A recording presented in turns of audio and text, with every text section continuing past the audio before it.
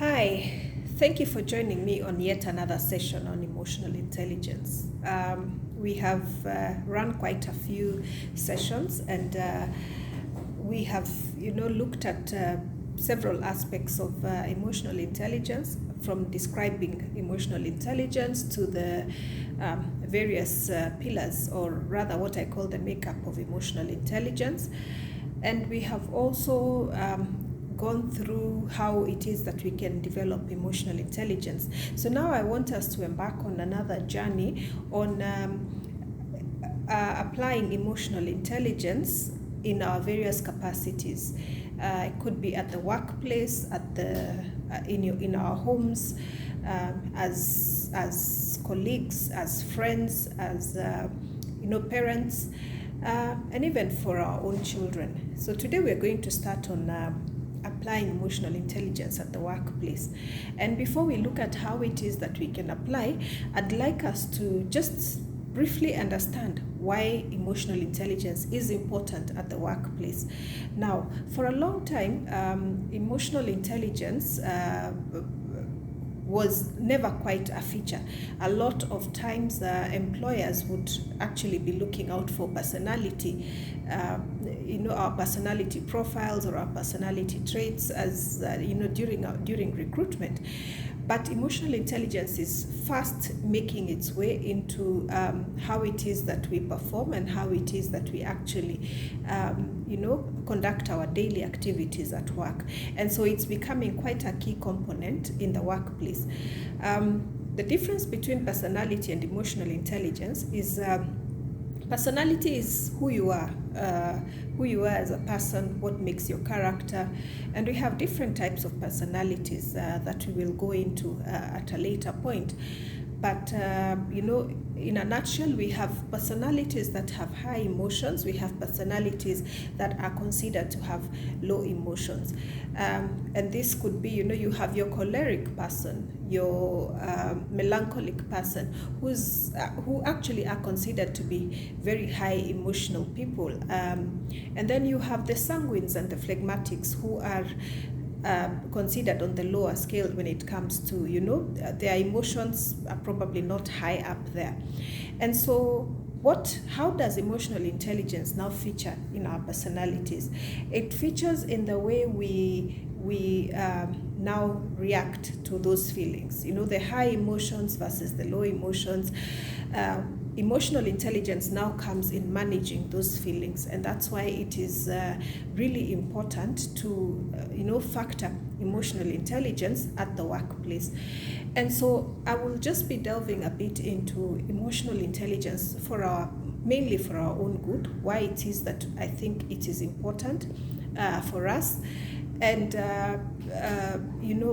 maybe not so much for the employers, but yes, for the employers, in terms of if you actually do business and you have employees under you, and you might want to also consider, of course, looking very seriously at how emotional intelligence and the skills that we gain from emotional intelligence, how they feature in the daily performance of your team. So for us as either as employees or as people who run our different hustles, how then does emotional intelligence feature? So let's first start by looking at our performance. Now, remember we talked about the makeup of emotional intelligence, and this is, the 5 pillars, from self-awareness to self-regulation or self-management, to empathy, social skills, and self-motivation. Now, remember self-motivation. Self-motivation is that, ability to use your emotional intelligence to drive you to be the best that you can be and to achieve, your set targets and your set goals. And so now picture using emotional intelligence to actually now achieve your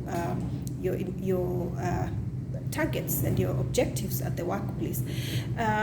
When you are emotionally aware of what it is that you're dealing with, the emotions that you're dealing with, and you're aware of your environment and your surrounding and the emotions of other people, then it is much easier for you to foster high performance be it for yourself or for your team, because you are, you get to a point with emotional intelligence where you manage, you're managing your emotions, and your emotions are not the ones that now dictate or that put you down and get in the way of your progression. So when it comes to career development as well, you are able to have your emotions in check to a point where you're constantly aware of what you need to project at any time, and this helps you also in managing your relations at the workplace, and in so doing, you're also able now to achieve your set targets and your performance, and you're able now to improve your performance. Remember, we said if you let your emotions take the better of you, if you let them overrule you, what you're likely to end up with is a person who always feels like they're the victim, and therefore you will not push yourself to achieve what it is that you set out to achieve. So emotional intelligence is key in driving your performance. It is key in driving your career progression, and that's why we actually need to embrace emotional intelligence at the workplace. So one, it drives your performance. Number two, it helps in the way you communicate. When you're an emotionally intelligent person, when you know that you have your own emotions and you're aware of your own emotions, you know how to project this in the way you communicate at the workplace, in the way you communicate with your team, in the way you communicate with the people that you deal with on a day-to-day basis. When you're a business person, you have other players that you're always dealing with. You have your customers at the office as well. You have customers that you deal with. And so emotional intelligence helps you in your communication. You know what you need to say at what time, and you know how to say it because you have managed to contain your emotions, and you're aware of the emotions that you're dealing with, and you're also aware of the emotions of the people that you're dealing with. So then you're able to communicate appropriately at any given time. Then emotional intelligence, when it comes to stress management, emotional intelligence is very key in managing our stress levels, because when you know the feelings that you're dealing with at any given time, then you're able to manage your stress levels appropriately. Remember, when you're working at the workplace, you will probably encounter you will definitely encounter different kinds of people. You have your high toxic people, you have probably a toxic environment that you're dealing with. And so when you're able to manage your emotions to the point where you know when not to get angry or when not to let your anger bring itself out, because if you allow your emotions to actually get the better of you, what you're going to have is you will really increase your stress levels. You're probably you've gotten to that point where you're so annoyed that you can actually feel your adrenaline pumping. And so if you are not able to manage that, then you get to a point where before you know it, you're dealing with blood pressure issues, you're dealing with lifestyle diseases, you even end up getting sick because you start getting into some lifestyle forms that are not appropriate. You also kill your work-life balance because you probably go home and all you want to do is just sleep and not interact with people. You probably start overeating because you're highly stressed at the office. So emotional intelligence actually gets you to manage your stress, and that is really key in our performance. Of course, when we are managing stress, you avoid a lot of issues. You also you help you become keen in terms of your mental well-being, and you also even your physical when look at the difference between a person who exudes optimism and a person who is always under the weather for a certain element of stress or something it is that they're dealing with that they can't seem to control. And so that is why emotional intelligence is also very key when it comes to managing stress, because if you get to manage your stress, then you also get to manage your performance in the office.